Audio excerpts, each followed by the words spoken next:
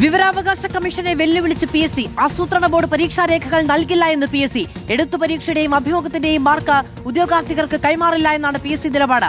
പരീക്ഷാരേഖകൾ നൽകാൻ വിവരാവകാശ കമ്മീഷണർ ഉത്തരവിട്ടിരുന്നു. PSCയുടെ കത്തിന്റെ പകർപ്പ് റിപ്പോർട്ടറിന് റോഷിപാൽ വിവരങ്ങളുമായി ചേരുകയാണ്. റോഷിപാൽ, ഇത് വെല്ലുവിളി എന്നതിനപ്പുറത്ത് തട്ടിപ്പും വെട്ടിപ്പും പുറത്തു വരാതിരിക്കാനുള്ള ഏറ്റവും അവസാനത്തെ ശ്രമം എന്ന് വേണം കാണാൻ.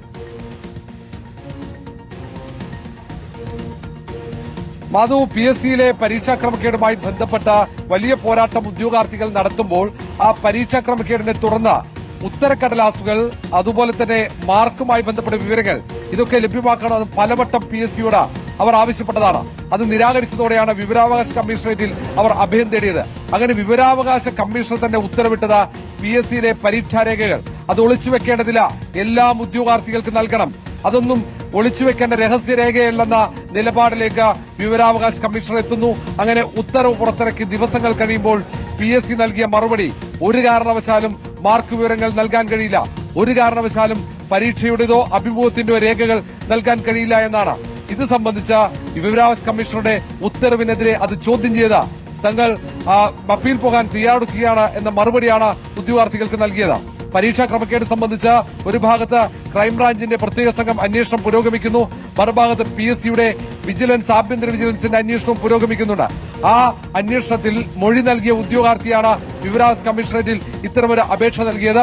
അങ്ങനെ അപേക്ഷയിൽ ഈ ഉദ്യോഗാർത്ഥിക്ക് അനുകൂലമായി വിധി പറഞ്ഞെങ്കിലും ഉത്തരക്കടലാസ് ഉൾപ്പെടെ അല്ലെങ്കിൽ അവിടെയുള്ള മാർക്കുമായി ബന്ധപ്പെട്ട വിവരങ്ങൾ ഉൾപ്പെടെ പങ്കുവെക്കാൻ കഴിയില്ല എന്ന നിലപാടിലേക്ക് എത്തുമ്പോൾ സ്വാഭാവികമായും വിവരങ്ങളൊന്നും പുറത്തു കൊടുക്കേണ്ടതില്ല എന്ന നിലപാടാണ് PSC അവിടെ ആവർത്തിക്കുന്നത്.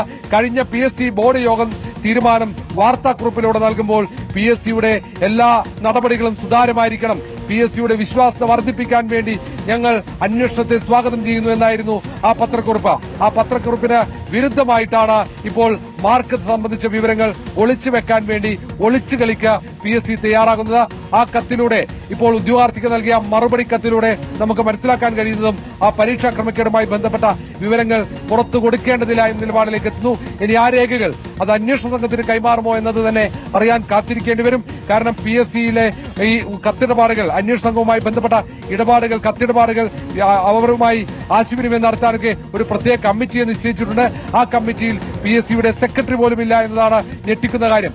അങ്ങനെ ചില നീക്കങ്ങൾ, രഹസ്യമായ ദുരൂഹമായ നീക്കങ്ങൾ ചെയർമാന്റെ നേതൃത്വത്തിൽ ഒരു ഭാഗത്ത് നടക്കുമ്പോഴാണ് വിവരാവകാശ കമ്മീഷണറേറ്റിന്റെ ഉത്തരവ് കാറ്റിൽ പറത്താനുള്ള ഒരു തീരുമാനത്തിലേക്ക് ഇപ്പോൾ PSC എത്തുന്നത്.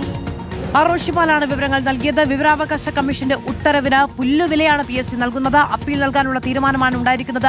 പരീക്ഷാക്രമക്കേടക്കം തുറന്ന് സാങ്കേതിക പിഴവാണെന്ന് പറഞ്ഞിട്ടാണ് എങ്കിലും ഇത് കൃത്യമായല്ല നടന്നത് എന്നത് വാർത്താക്കുറിപ്പിലൂടെ പുറത്തറിയിച്ചതിന് ശേഷവും വിദ്യാർത്ഥികൾക്ക് അല്ലെങ്കിൽ ഉദ്യോഗാർത്ഥികൾക്ക് ആ പരീക്ഷാ പേപ്പറുമായി ബന്ധപ്പെട്ട വിവരങ്ങൾ നൽകാൻ കഴിയില്ല, കോപ്പികൾ നൽകാൻ കഴിയില്ല എന്ന നിലപാടാണ് ഇപ്പോഴും എടുക്കുന്നത്.